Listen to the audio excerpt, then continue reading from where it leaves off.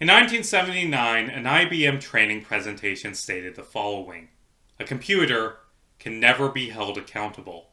Therefore, a computer must never make a management decision." In 2003, Swedish philosopher Nick Bostrom created a thought experiment called the Paperclip Maximizer. Suppose we have an all-powerful AI whose only goal is to make as many paperclips as possible. The AI would naturally convert the entire Earth into paperclip factories. No farmland to feed us, no cities for us to live in, no room for anything but factories because that land could be better spent creating paperclips. Humans might turn the machine off, which would stop it from making paperclips, so they will have to go. Besides, human bodies contain a lot of atoms that could be made into paperclips. If you want to make as many paperclips as possible, you're eventually going to have to use the materials found within human beings. If you want to make as many paperclips as possible, you first have to kill everyone who could ever use a paperclip.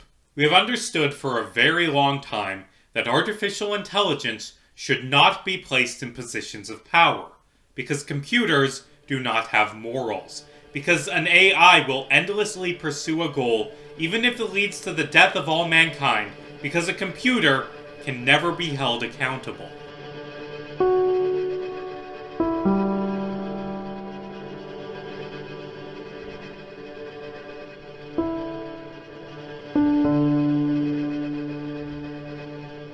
In 2003, Harvard sophomore Mark Zuckerberg created FaceSmash, a website featuring stolen photos of other Harvard students, where classmates could vote on who was hot and who was ugly.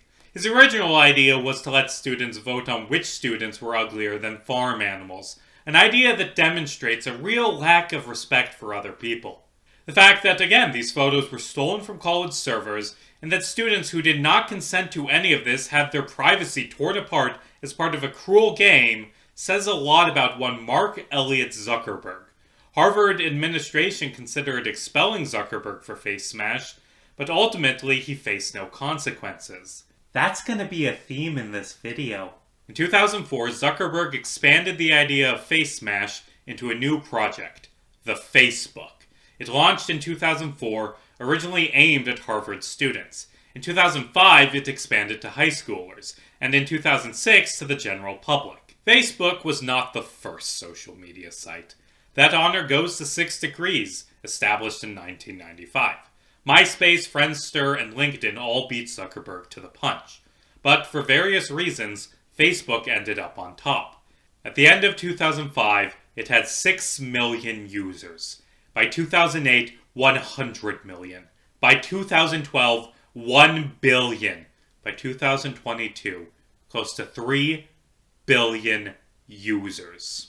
Let's set Facebook to the side for a moment. The Rohingya are a Muslim ethnic group that used to live primarily in the country of Myanmar. There is a reason I said used to. For decades, there has been widespread persecution of the Rohingya by Myanmar's Buddhist majority. The Rohingya were denied citizenship and banned from serving in the army or government, traveling without state permission, having more than 2 children, or attending college. A decade ago, around 1.4 million Rohingyas lived in Myanmar. Today, that number has fallen to 600,000. In the 2010s, Buddhist nationalists and the Myanmar military began a brutal crackdown on the Rohingya that escalated into full-on ethnic cleansing in 2017. One of the keys to Facebook's success is its algorithm, an AI that decides what pieces of content people are shown. Your feed on Facebook isn't what your friends post in chronological order.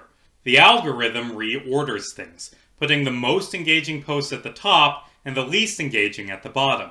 Interspersed with recommended posts, the algorithm thinks will get engagement. Because of how many different posts the average person's feed has, often the only thing you'll see is what the algorithm decides to put at the top. The algorithm decides what spreads on Facebook. Now, this algorithm isn't programmed to spread the most important stories. It doesn't know how to tell the difference between truth and lies. It doesn't know what the consequences of the information it shares will be. All it knows is what leads to engagement. And engagement isn't always a good thing. You're going to engage more with the man in clan robes running up and hitting you in the face with a tire iron than you are going to with a random passerby you walk past on your way to work. Often, engagement is terrible. In 2016, Facebook updated its algorithm to seek out meaningful social interactions. Posts that get heavy amounts of comments, replies, and emojis are valued higher than posts that are ignored. The problem is, the posts that receive the most comments are often divisive political content. If a post makes people angry, it'll spread. Doesn't matter if it's true, doesn't matter if it's dangerous. All that matters is engagement. Hell, Facebook's algorithm even weighed the angry emoji 5 times more than a simple like in deciding algorithmic weight. And so, hate spread freely. Facebook isn't just social media in Myanmar. The word Facebook is used interchangeably with the word internet in the country. Back when most of Myanmar lacked internet, Facebook decided to let its people use the Facebook app without data charges. For most people, the internet is only accessed through Facebook. This means nearly every single online interaction is filtered through the lens of Facebook's algorithm. The military in Myanmar weaponized Facebook to spread anti-Rohingya propaganda. Facebook's algorithm gleefully spread this hate because it made people mad. It got reactions. It got comments and angry face emojis just like the algorithm wanted. It spread posts saying that Muslims were planning mass terrorist attacks to celebrate September 11th. Posts saying, "We must fight them the way Hitler did the Jews." Posts showing boatfuls of refugees captioned, "Pour fuel and set fires so they can meet Olive faster." False stories of Rohingyas committing rapes and murders, organized campaigns for violence, all spread like wildfire across Facebook.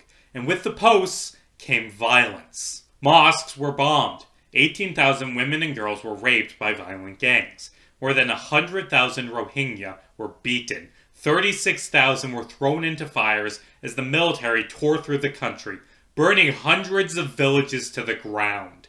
It's estimated that a minimum of 24,000 people were slain in these massacres. Hundreds of thousands of Rohingya people fled Myanmar, primarily to nearby Bangladesh, creating a massive refugee crisis that continues to this day. Facebook did not cause the genocide in Myanmar. The blame, of course, falls primarily on the military and on the violent nationalist mobs. But the website played a part. Genocide cannot happen in a vacuum. To have armies of civilians carrying out mass murder, you need them to truly hate their fellow man. And the fake stories of mass killings committed by Muslims help bolster that hatred. They made people afraid, willing to do anything against this enemy Facebook told them to despise. I hate to invoke Godwin's law because it's cliche and this is far from on the scale of the Holocaust, but I'm going to use it because it's something everyone understands. If Facebook was around in the 1930s, posts about the blood libel would be shared aggressively by the algorithm, because that's what gets engagement. Posts saying that Jews are kidnapping babies and murdering them will get massive engagement. Then the algorithm would put the protocols of the Elders of Zion at the top of everyone's feed. Then Mein Kampf. Then lists of addresses of Jewish businesses and posts saying that the people of Germany need to break some glass. Facebook did not fire a single shot in Myanmar, but its hands are still stained with blood. Facebook played a part in the deaths of tens of thousands and the displacement of hundreds of thousands more. But I don't think anyone working at Facebook wanted this to happen. I don't think Mark Zuckerberg even knew what the word Rohingya meant prior to this genocide. Facebook did not facilitate a genocide because its employees wanted to kill people. It happened because of the algorithm. This is what IBM warned about. A computer can never be held accountable. Therefore, a computer must never make a management decision. A computer made the decision that the Rohingya had to die to drive up engagement. Facebook's algorithm is a paperclip maximizer. It does what it was programmed to do: drive up engagement, well-being of the world be damned. Facebook's AI doesn't care about human lives. All it cares about is completing its mission. If wiping out mankind would drive up engagement, it would do so in a heartbeat. So, that's the video, right? Facebook made the mistake of putting an AI in charge, and people died. The lesson is, we shouldn't put artificial intelligence in charge of management decisions. And when I first conceived this video, that is where I thought the video would end. But then, I dug a little deeper and realized that I was wrong. Facebook isn't evil because they put an AI in charge. At least, not just because they put an AI in charge. The ethnic cleansing of the Rohingya people was not just the fault of an algorithm. And to explain why, I need to first talk about other decisions made by artificial intelligence. Facebook was far from the first company to make decisions via artificial intelligence. Artificial intelligences and algorithms have been running companies in the US and abroad for more than a century. How major corporations are run is decided by artificial intelligence designed to accomplish one specific task: make the company as much money as possible. Artificial intelligence isn't just widespread, it's as American as Coca-Cola. Speaking of Coca-Cola, did you know that in 2001 Coca-Cola hired militias to murder labor unionizers? Or more specifically, the Colombian bottling company Pan Amco, which is co-owned by Coke and Mexican soda company FEMSA, hired the far-right militia AUC to kill 9 union leaders. It should be noted that Coke denies these allegations, but to be honest, I do not have any trouble believing their accusers. This decision was made by an artificial intelligence. By the artificial intelligence we call Coca-Cola. And it makes sense from the same type of twisted logic that paperclip maximizers run on. Unions demand companies do things like have good safety standards, or pay their employees for their labor, things that are antithetical to the company making as much money as possible. If an AI can get rid of a union through a few brutal murders, and all the AI cares about is maximizing profits, then of course it's going to kill people. The idea of an AI for a soda company committing murder sounds ridiculous, but AIs for simple things commit atrocities constantly. Look at chocolate companies. Nestle, Mars, and Hershey all buy their cocoa from plantations in Western Africa which use child labor. These child workers are paid pitiful wages and, in a sizable number of plantations, are unpaid child slaves. These child slaves are regularly starved, scarred, maimed, and beaten. If they threatened to pull out their business if the child slavery continued, these slave plantations would either have to change or go out of business. But child slavery is good for maximizing profits, so the AIs running these companies decided to continue using slave labor. Now, what could possibly top child slavery? How about this? The AI that controls Purdue Pharmaceutical is directly responsible for killing more Americans than every war put together. Purdue, for years, covered up the fact that their opioids were both highly addictive and incredibly deadly. Worse, it bribed doctors to needlessly overprescribe them, getting hundreds of thousands of Americans addicted to opioids. This created the opioid epidemic, which, as of last year, has killed more than 1.1 million people. For context, World War II killed 405,000, and the Civil War killed a little under 500,000. If we exclude Confederates from that total, Purdue has easily killed hundreds of thousands more Americans than any war. And that number will only grow as the years go by. This is murder. Actually, no, murder undersells it. This is an act of mass slaughter that most dictators couldn't match. And of course you ask, why would the AI do this? The answer is simple. Murder is good for business. Purdue made billions from the opioid crisis. And if the only thing your AI is programmed to do is make as much money as possible, consequences be damned, of course it's going to murder 1 million people. If murder makes money, then it's the only logical course of action. Speaking of murder, tobacco companies kill 500,000 Americans annually, and they've been at it for decades. 20 million people have been killed by tobacco companies in the past 50 years in America alone. I do not have words to describe how evil this is. I don't like describing it like this because it feels like I'm downplaying other atrocities, but it needs to be said, that is more people than most genocides. There are a few things like the Great Leap Forward or the Mongolian Crusades that top that number, assuming you count them as genocides, but tobacco companies have killed more people than any universally agreed upon genocide. And I don't want to be misconstrued. These deaths were far less brutal than those of death camps. The Holocaust was far worse than anything any tobacco company has ever done. Cigarette companies didn't kill people as quickly or as mercilessly as the Nazis. But going solely off the numbers, they kill more people than the goddamn Holocaust. And people will argue that the fault of these deaths do not fall on cigarette companies, that people choose to smoke, and that is simply not true. I've discussed this before on this channel, so I won't belabor the point, but tobacco companies are responsible for these deaths.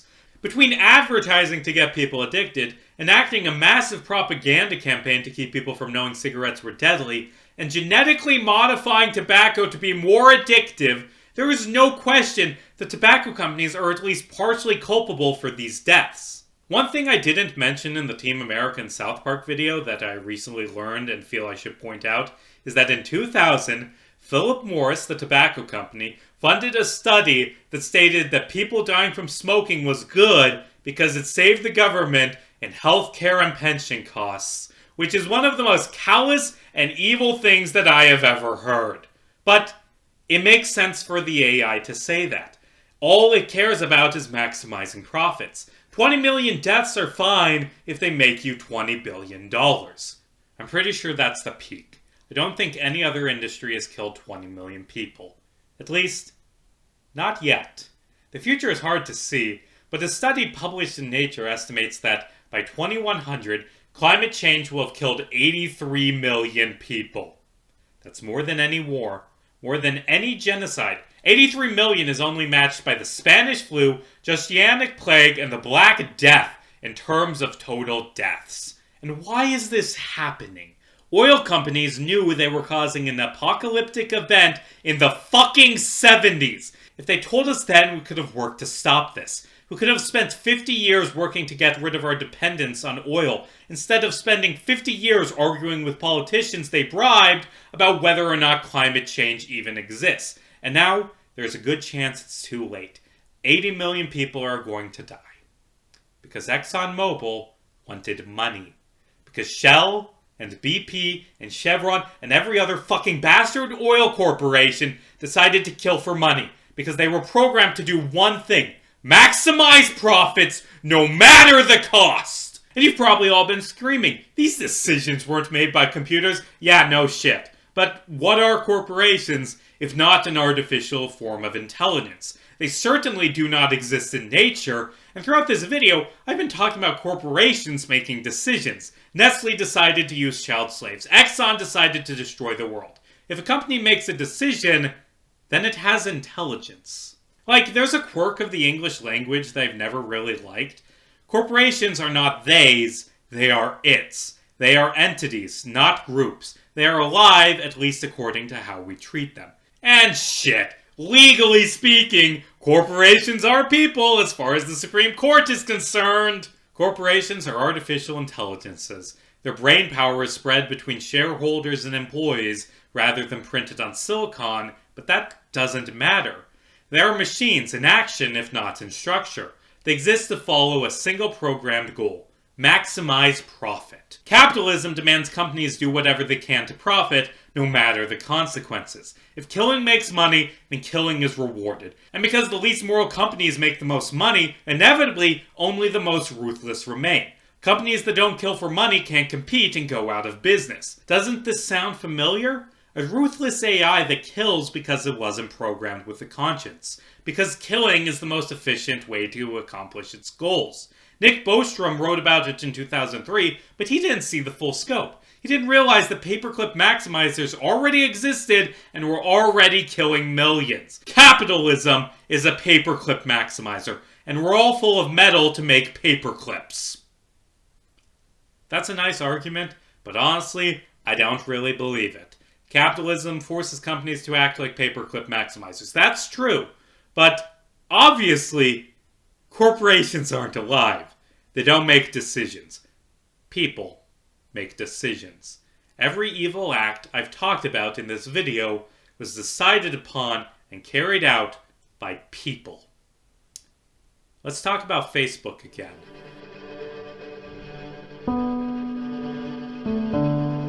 It's very easy to paint the horrors in Myanmar as being an accident on the part of Facebook. Easy to believe that they didn't want to hurt people. That it was all the AI. And, sure, the AI was the one that spread genocidal propaganda. But it's not like Facebook executives were harmless bystanders. First, it needs to be remembered that Facebook executives were warned about what was coming years before the genocide. Tai Ong of the Myanmar Internet Project met with Facebook executives in 2012 to warn about the dangers of anti-Rohingya posts. In 2013, Australian documentarian Isla Collin spoke with a senior manager at Facebook about the same thing. In 2015, tech entrepreneur David Madden spoke with senior management at Facebook's headquarters about the dangers of anti-Muslim hate speech. And again, they did nothing. To quote, "They were warned so many times. It couldn't have been presented to them more clearly, and they didn't take the necessary steps." Facebook executives did not disable the algorithm that pushed people to extremism, even after being warned that it would lead to genocide. Not only did they not turn off the algorithm, they did next to nothing to moderate Facebook. The website is pretty shitty in the US, but at least there's some moderation. You can't call for the extermination of minorities without being banned. Unless you work for Breitbart, in which case you're allowed to break site rules because Facebook doesn't want to upset Republicans. But the point is, there is some moderation. Occasionally, Nazis get banned. But in 2014, Facebook only had one Burmese-speaking moderator for Myanmar's 1.2 million users. And he lived in Dublin, Ireland. Facebook effectively did nothing to remove the endless onslaught of hateful posts breaking the site's rules. According to company documents, they only removed 2% of hate speech in the region. Now, to be fair, they did hire 99 moderators in 2018, but that's a little too late now, isn't it? And considering the fact that Facebook currently has 20 million Myanmarese users, that's still far too few. Despite being warned, Facebook executives did nothing to stop this genocide. Actually, hold on. That isn't true. In 2014, they supported virtual sticker packs users could use to flag violent content. This registered as engagement, causing the post to be spread more. And it needs to be remembered that racism played a key part in this. Facebook executives were more reckless in Myanmar than in the US or England because they don't give a shit about people living in the global south. To quote one former employee, different countries are treated differently. If 1,000 people died in Myanmar tomorrow, it is less important than if 10 people in Britain die. This could not have happened in the US because to Facebook executives, Americans are human beings.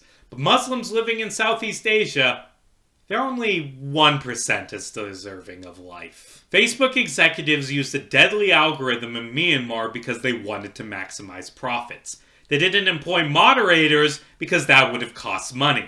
This isn't just a story about a paperclip maximizer.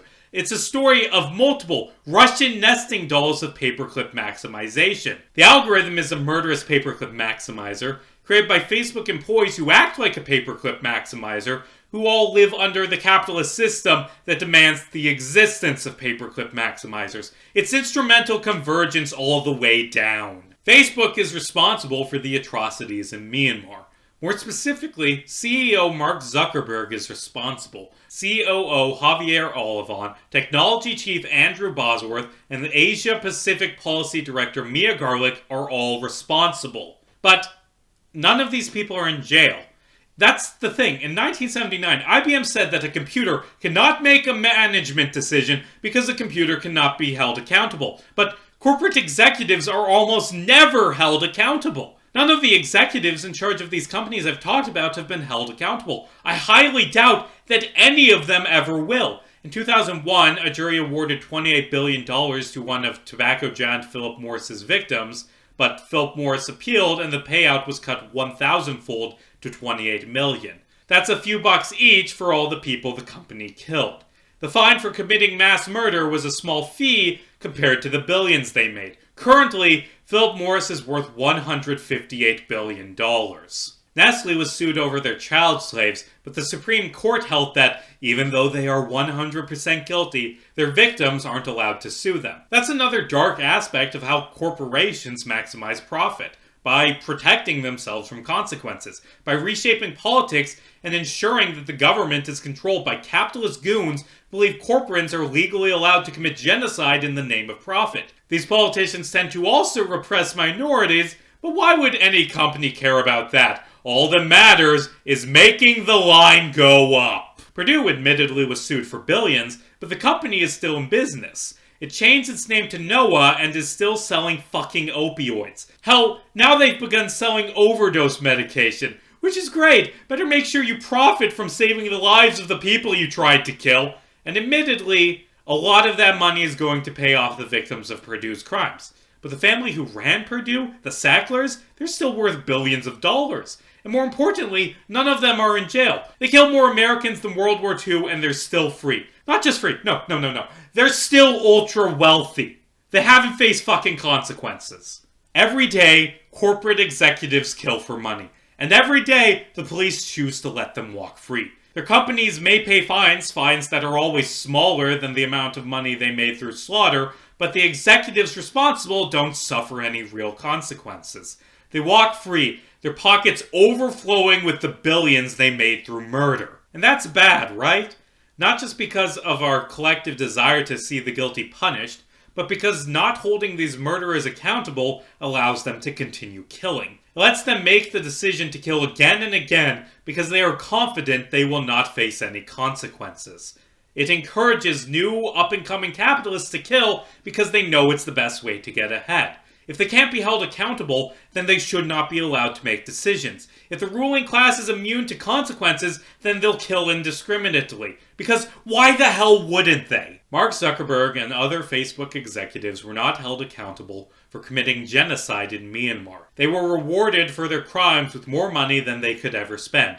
So, of course, they kept doing what they'd been doing. Militias in Ethiopia have begun using Facebook to incite violence against ethnic minorities. And the algorithm Facebook created is gleefully spreading that incitement. In India, Facebook's largest market, misinformation and celebrations of violence are spreading like wildfire. Because engagement makes money. There will be more deaths in Ethiopia, in India, and in Myanmar. There will be deaths caused by Facebook and their algorithm again and again and again and again and again across the world until the website dies. The Paperclip maximizer keeps going, destroying more and more without remorse, existing solely to maximize an arbitrary number. Inevitably, it will kill us all. Unless we pull the plug.